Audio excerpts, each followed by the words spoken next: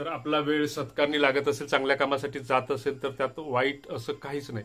तर सर्वप्रथम अनाथ घरच्या मुली किंवा अनाथ आश्रमातील मुली, गरीब घरच्या मुली, कमी शिकलेल्या मुली या नावाने सध्या महाराष्ट्रामध्ये ऑफलाईन आणि ऑनलाईन सगळ्यात जास्त स्कॅम म्हणजे फ्रॉड होते.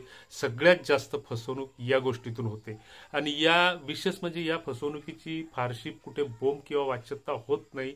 माझ्यासारखे फसवणूक करणारे काही असामाजिक तत्व लोकांच्या असहाय्यतेचा, अडाणीपणाचा, गरिबीचा किंवा लग्न जुळत नाहीत या गोष्टीचा फायदा घेतात.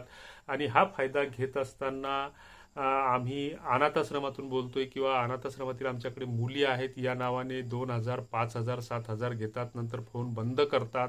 अशा अनेक फसवणुकी झालेल्या आहेत. लग्नासाठी इच्छुक असलेल्या सामान्य कुटुंबातील जवळपास नाशिक, पुणे, मुंबई विभागातील प्रत्येक जण जवळपास या गोष्टीसाठी 100, 200, 500, 1000, 5000 फसलेला आहे. ही वस्तुस्थिती आहे आणि याच्या कोणी तक्रारी करत नाही किंवा कोणी तक्रारीही घेत नाही. ही एक दुसरी वस्तुस्थिती आहे. तर अनाथ आश्रमातील मुलीसोबत जर लग्न करायचं झालं तर त्याच्यासाठी काय पद्धत असते हे पहिल्यांदा समजून घ्या.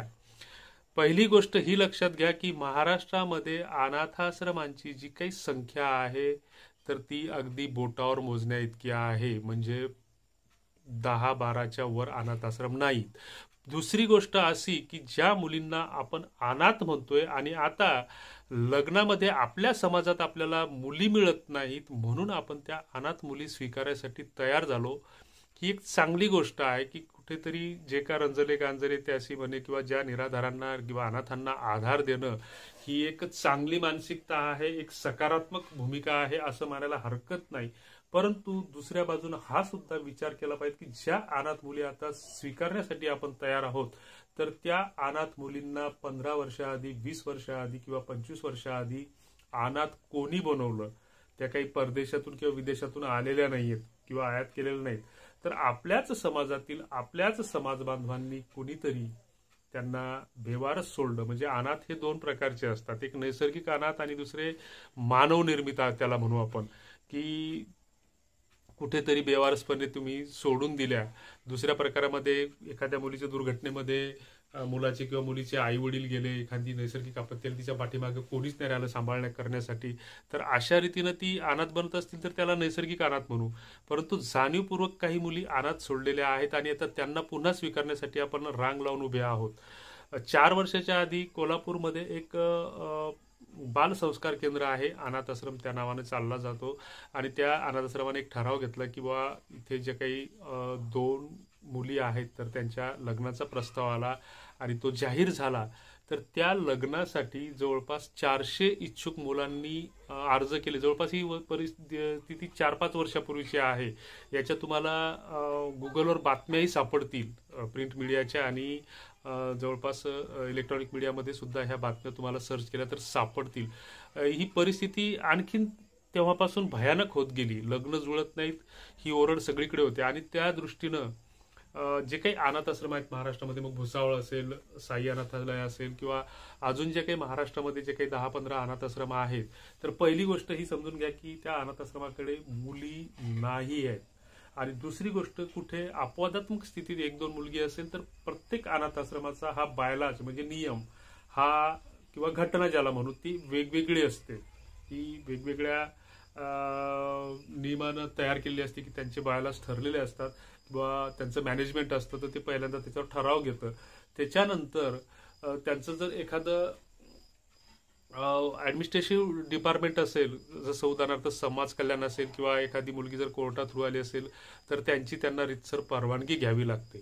आणि ती परवानगी घेतल्याच्या नंतर जर एखाद्या अनाथ आश्रमाकडे उदाहरणार्थ 2 मुली आहेत आणि त्या आश्रमाने ठरवलं की या 2 मुलींची आपल्याला लग्न करायची, किंवा एखादा इच्छुक व्यक्ती अनाथ आश्रमाच्या याच्याशी गेला आणि त्या ठिकाणी त्यांना इच्छा व्यक्त केली की बाबा तुमच्याकडे जर एखादी अनाथ मुलगी असेल, त्या मॅनेजमेंटला भेटला किंवा तिथला जो काही व्यवस्थापक आहे तर ते त्याचा अर्ज घेतील, बघतील, ठरवतील. जर अशी पद्धत असली तर त्याच्यामध्ये त्या मुलाची पूर्णपणे चौकशी केली जाते की तो मुलगा स्वतःसाठी कमावतो किती, नंतर उद्या त्याच्यावर कुटुंबाची जबाबदारी पडली तर त्या दोघांचं तो व्यवस्थित कुटुंब सांभाळू शकेल का नाही, त्याच्याकडे असलेली स्थावर जंगम मालमत्ता, याशिवाय त्या गावातील, त्या समाजातील किंवा त्याच्या कुटुंबातील लोक ह्या अनाथ मुलीला स्वीकारायला तयार आहेत किंवा नाही. आणि त्याच्यानंतर हे सोपस्कार झाल्याच्या नंतर मग ह्या अनाथ मुलीसोबत लग्न लावून दिलं जातं. अशी ही पद्धत आहे. आणि ही अशी मुलीच नाही येतात म्हणून ही अशी लग्न तुम्हाला कुठे ऐकवात येत नाही. जर एखाद्या अनाथ मुलीसोबत जर लग्न झालं तर त्याचा महाराष्ट्रभर, देशभर गाजा वाजवतो. आजकाल मीडिया खूप एक्सपांड झालेला आहे. जागोजागी छोटे छोटे आमच्यासारखे चॅनल्स आहेत, ते सुद्धा त्याला व्यापक प्रसिद्धी देतील. मात्र अशी बातमी आतापर्यंत कुठेच आली नाही. मग होतं काय की अनाथ नावाच्या मुलीच्या नावाने 6,500, 5,000, 7,000 अशी फी मागितली जाते. फेसबुकवर, व्हॉट्सअपवर ते डुप्लिकेट बायोडाटे प्रसिद्ध केले जातात आणि त्यातून सगळ्यात मोठी फसवणूक होते. तुम्हाला नोंदणी केल्याशिवाय अनाथ आश्रमात प्रवेश मिळणार नाही, मुलगी पसंत नसल्यास प्रवेश पिफळत मिळेल, असं तसं ह्या बनावट सगळ्या गोष्टी आहेत. आणि याच्यात चुकूनही नादाला लागू नका. तुम्हाला जर तुमची खातरजमाच करून घ्यायची असेल तर डायरेक्ट त्या अनाथ आश्रमाचा पत्ता विचारा आणि त्या ठिकाणी जाऊन प्रत्यक्ष चौकशी करा.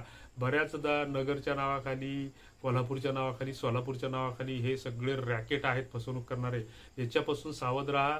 हे वारंवार सांगत असतो. या बाबतीत आम्ही अनेक व्हिडिओ बनवलेले आहेत. पटत असेल तर ऐका, नसल पटत तर सोडून द्या. आम्ही हे चॅनल सबस्क्राईब करा असं अजिबात म्हणणार नाही. शेवटी तुमची मर्जी. तुर्तास धन्यवाद. जय जिजाऊ.